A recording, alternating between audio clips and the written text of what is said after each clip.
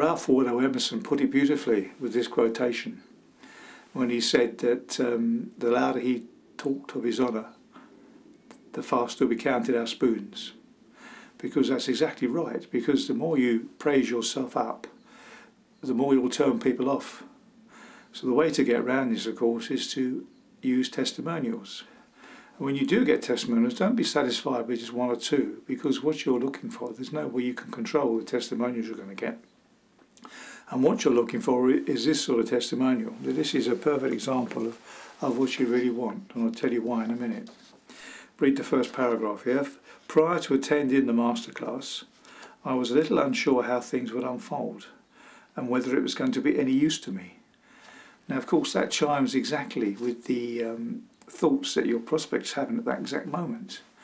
Particularly in this case, because this was a masterclass that was going to cost the guy several £1,000s, and he was going to have to take a day off work. And it turned out, I didn't know at the time, but it turned out later that the miserable boss that he had at the time wouldn't even pay him for his day off.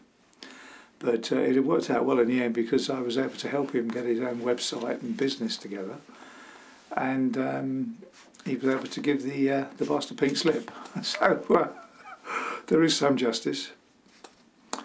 So as I say, this chimes exactly with people, because they're having exactly the same thoughts. So you're really building empathy here. So we go on to the next paragraph, and he says, as soon as the class had started, I could see that it was not only going to be great fun, but very informative as well. Wow, Miss Barman. Then you were very friendly, easygoing, easily approachable, and more importantly, a good tutor. And the lovely thing is that this came totally unsolicited, of course, and it is absolutely perfect. But of course, this was really looking for a needle in a haystack, because you do get things, people saying, oh, fabulous stuff, but not quite in those terms where he actually says that he was originally very, very concerned about coming and laying out all his money and taking the risk, which of course exactly echoes what thoughts are in your prospect's mind. So the thing with testimonials is never to be satisfied with the testimonials you've got. Always be on the lookout. Anybody sends you an email and says anything other than sort of complete insult, then ask them if they can use that as a testimonial. Generally people are quite happy to do that. Generally they'll send you a photograph as well.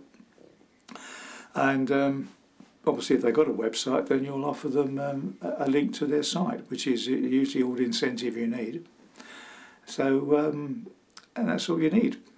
So bear that in mind, really. Old Ralph Waldo Emerson there was quite right. Of course, the difficulty you have, like you mentioned earlier, the fact that you've got a product, but of course it's a bit chicken and egg, because you can't sell the product so well without testimonials, and of course you can't get testimonials until you've got some buyers and sold them. So there is actually quite a good way around this, which I'll tell you now.